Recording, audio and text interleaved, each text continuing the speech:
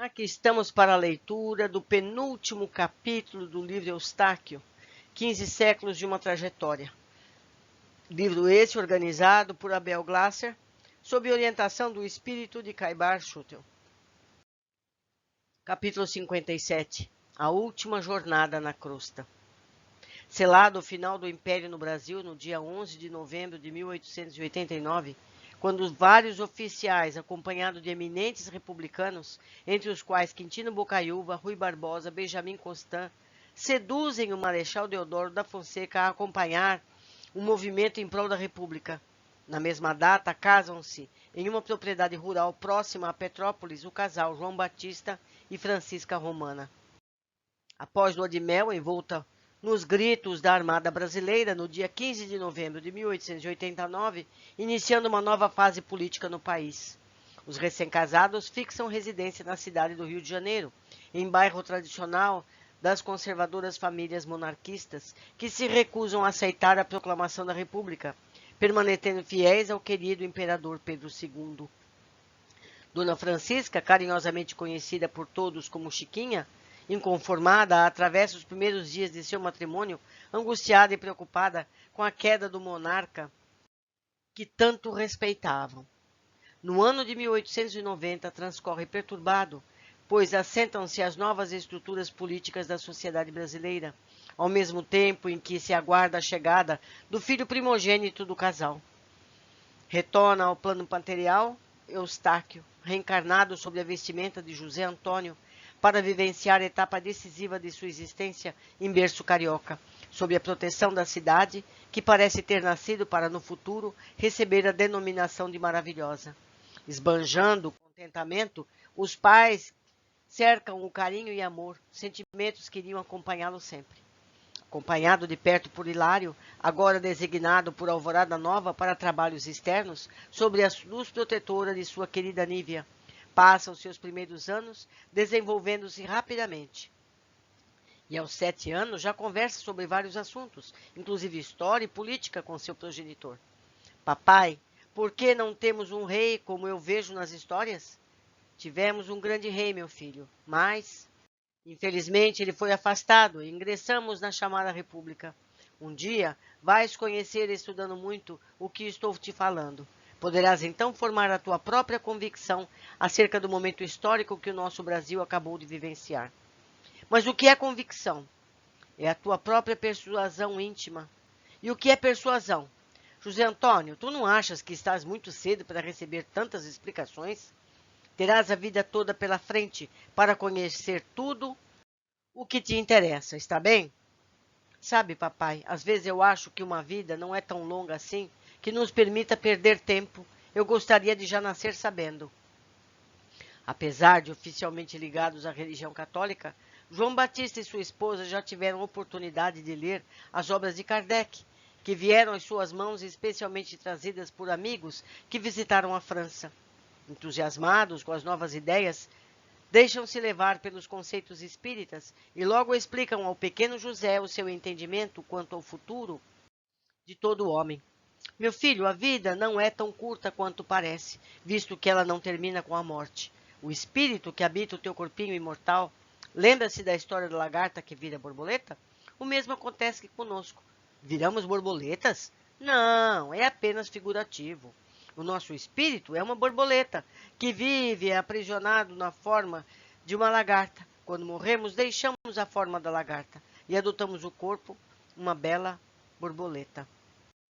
Então ficamos mais bonitos quando morremos. Exato. O espírito é mais belo que o corpo, porque ele é eterno.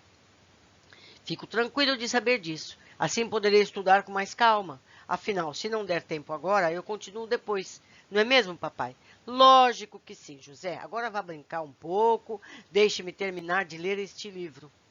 Logo juntam-se à família os filhos mais novos, Vicente e Maria Isabel. Em franca ascensão social, o comerciante João Batista adquire sólida posição econômica. Apesar de não possuir sólida formação intelectual, deseja a melhor educação para os seus 3 filhos. Deste, o mais dedicado nos estudos é sem dúvida José Antônio, que almeja formar-se médico. Dona Chiquinha só consegue brigar com o marido por suas flagrantes posições materialistas. O dinheiro e os bens materiais conquistaram João Batista de tal forma que o afastam do convívio familiar por muitas horas do seu dia. Com isso, cada vez menos os garotos contam com a presença paterna no lar. José, ainda adolescente, integra-se no movimento de sustentação à Santa Casa do Rio de Janeiro. Admirado cada vez mais a atuação dos médicos, deslumbrando-se com as inúmeras possibilidades que a profissão concede a quem deseja auxiliar os necessitados. A família, em razão da admiração que José Batista e Francisca nutrem pela figura de Pedro II, conversa sempre a respeito das vantagens e desvantagens do país ter se tornado uma república. De todos, o mais entusiasmado com a nova situação política da nação é José Antônio, embora não haja nenhuma discussão mais acirrada diante dos diferentes posicionamentos sustentados. Tudo transcorre bem, exceto a intranquilidade gerada pela ausência do genitor no dia a dia familiar. João Batista só muda o seu comportamento quando o filho mais velho decide partir para estudar medicina na Europa. A fim de suprir-lhe a falta, o pai volta ao lar e aproxima-se outra vez dos familiares. Um navio solitário, em plena manhã do inverno carioca, envolto na garoa fria que cobre o cais, parte rasgando as águas límpidas do mar brasileiro, deixando atrás de si inconsolável Dona Chiquinha, que sabia ser aquela última vez que iria ver o filho José Antônio. Chiquinha, não chores tanto. Se eu soubesse que a partida de nosso filho para a Europa te causaria tanto sofrimento, não o teria permitido. Não iria adiantar, João. Eu sinto, desde que ele era pequenino, a aproximação desse momento. O que queres dizer?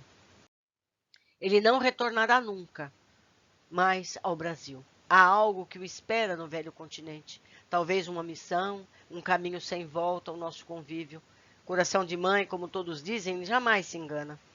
Não acredito nessas bobagens. Ele estará de volta ao Rio. Não o culpo. Sei que ele usará muito bem a educação que nós estamos patrocinando e a sua formação como médico será um bálsamo para sua ânsia de ajudar o semelhante. Matriculado em Paris, na Faculdade de Medicina, em pouco tempo ele está adaptado à vida francesa, como se na Europa sempre estivesse vivido. Admirado por seus colegas, enaltecendo o nome do Brasil em razão de sua aplicação nos estudos, José entusiasma-se cada vez mais que percebe aumentar o seu nível de conhecimentos. Muitas cartas são trocadas com sua família no Rio de Janeiro, e em todas elas José Antônio desculpa-se por não encontrar tempo para visitá-los no Brasil, visto que em suas horas vagas dedica-se ao amparo da população carente. Na periferia de Paris, enquanto estuda medicina, não deixa de lado a atividade caritativa. Aprofunda-se também no estudo da filosofia, ciência e religião, que nasceram em meados do século XIX. Chega-lhe às mãos os livros O Céu e o Inferno e a Gênese, ambos escritos por Allan Kardec. Entusiasmado, não demora mais que um dia para fazer a leitura atenta das duas obras, encantando-se com as linhas que assimilou. Ao pesquisar a vida do autor dos livros, descobre emocionado que Allan Kardec chamava-se, na realidade, Hippolyte Léon Denisard Rivail, e somente adotou um pseudônimo porque em outra existência remota, ao viver na Gália como druida, teve tal nome. Toma conhecimento ainda, estupefato, que o autor das obras espíritas sempre foi um estudioso de anatomia, a matéria de sua preferência na Faculdade de Medicina, tanto que se tornou membro da Real Academia de Ciências Naturais da França. O seu despertar para uma nova religião, que trazia consigo outra filosofia de vida, tal como seus pais diziam, bem como um precioso posicionamento científico, rende-lhe algumas inimizades acirradas na faculdade, mas também conquista a simpatia de muitos colegas e professores. Cresce-lhe o sonho de visitar a Suíça, tal como Kardec fizera, talvez até desenvolvendo ali o seu trabalho inicial na profissão. O cenário europeu favorece-lhe o desejo, pois tão logo termina o seu curso, percebe o recrudescimento das relações exteriores que volteiam à França. O assassinato do arquiduque Francisco Ferdinando de Habsburgo, na Bósnia, em julho de 1914, e noticiado em todas as manchetes, fazendo com que tenha início um movimento que iria levar à Primeira Grande Guerra. Parte para Genebra, enquanto uma carta de seu pai chega-lhe às mãos, exigindo seu retorno imediato ao Brasil. A resposta não tarda a chegar ao Rio de Janeiro, lamentando sua recusa em partir da Europa, mas dizendo que a sua missão estava apenas começando, não podendo, pois, abandonar o seu caminho. Brilhante e aplicado, logo recebe visto definitivo, autorizando a sua permanência em solo suíço, desde que exerça a medicina sob a supervisão de médicos nacionais. Em pouco tempo, deslumbra os seus orientadores e começa a interessar-se não só pela arte da cura, mas também pela literatura e pela arte de um modo geral. Sua carreira está em franca ascensão, quando o Instituto de Pesquisas Médicos Científicas de Zurique oferece-lhe um cargo, obrigando-o, pois, a mudar-se para o norte do país, como se uma inspiração o incentivasse a aceitar, o que de fato ocorria, sob gesto pessoal de Agamenon, coordenador-geral de Alvorada Nova. Parte para um novo direcionamento em sua vida. Mais próximo à Alemanha, outro berço de problemas e débitos do passado, mas também de onde extraiu profundas e belas lições de vida. Joseph, como passou a ser chamado pelo povo germânico da Suíça, logo sente-se atraído pela magnetizante Baviera. Excursões em solo alemão, mesmo com a movimentação crescente da guerra que se aproxima, fazem-no lembrar o poeta Camões, que bem descreveu a terra germânica em seus cantos célebres. Passeando certa vez pela região dos Alpes, próximo a vilarejos tranquilos e quase esquecidos do mundo, Garmisch, Partenich, ele repete em voz baixa e compassada: entre o mar e o Tanais vive estranha gente, rutenos, moscos e livônios, sármatas, outro tempo, e na montanha Hircínia, os marcomanos são polônios, sujeitos ao império da Alemanha, são saxônios, boêmios e panônios, e outras várias nações que o Reno frio lava e o Danúbio, Amasis e Albírio. Aqui o Glasser nos fala que esse trecho está na obra Os Lusíadas de Camões, no canto 3º, capítulo 40. Ah, os Lusíadas, renova-me o ser, quando ouço ou leio seus cantos. Pareço envolto pelo espírito de Camões e sinto calafrios por todo o corpo. Não fosse o frio dessas montanhas, eu poderia até dizer que o poeta espiritualmente ao meu lado está. Realmente, um espírito ali se encontra, abraçando-o com carinho e incentivando-lhe as lembranças dos seus versos preferidos. Não é Camões, mas um admirador seu, Agamenon. A Suíça é o cenário ideal para José Antônio aprimorar-se e recuperar de uma só vez o tempo perdido de outras existências, especialmente porque o país que abraçara como residência tem origem céltica, como a sua, além de exercitar com perfeição a neutralidade entre dois importantes países vizinhos, a França e a Alemanha. Não poderia, portanto, Eustáquio estar vivendo em região mais condizente com os resgates que tem a realizar, já que poderá relacionar-se em paz tanto com os franceses quanto com os alemães, aquietando os seus adversários do passado. As suíças romanda, ou seja, a francesa, e a alemã, terminam por encantá-lo, e o seu ingresso na Cruz Vermelha Internacional é imediato, tão logo sabe da existência dessa organização. Representando a unidade da Cruz Vermelha em Zurique, visto que a sede fica em Genebra, Joseph começa a ter contato com as personalidades que passaram por seu neutro país, na medida em que a guerra eclodira no palco europeu.